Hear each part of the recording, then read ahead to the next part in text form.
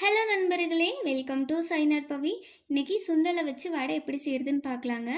ஒரு கப் அளவுக்கு சுண்டலை ஒரு 4 மணி நேரம் ஊற வச்சு எடுத்துக்கோங்க. தேவையான பொருட்கள் பார்த்தீங்கன்னா பூண்டு, இஞ்சி, சீரகம், சோம்பு, பச்சை மிளகாய் எடுத்துக்கலாங்க. கூடவே ஒரு கப் அளவுக்கு சின்ன வெங்காயம் எடுத்துக்கோங்க.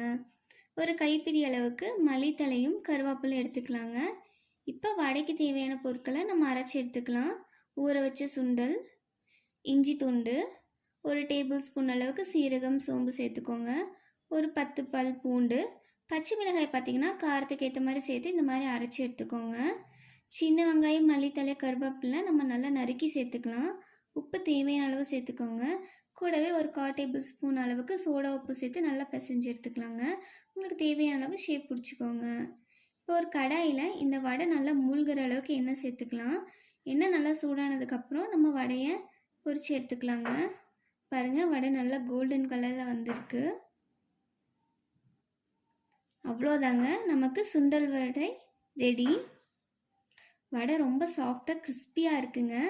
இந்த மாதிரி வீடியோஸ் உங்களுக்கு யூஸ்ஃபுல்லாக இருந்துச்சுன்னா மறக்காமல் லைக் பண்ணுங்கள், சப்ஸ்கிரைப் பண்ணுங்கள்.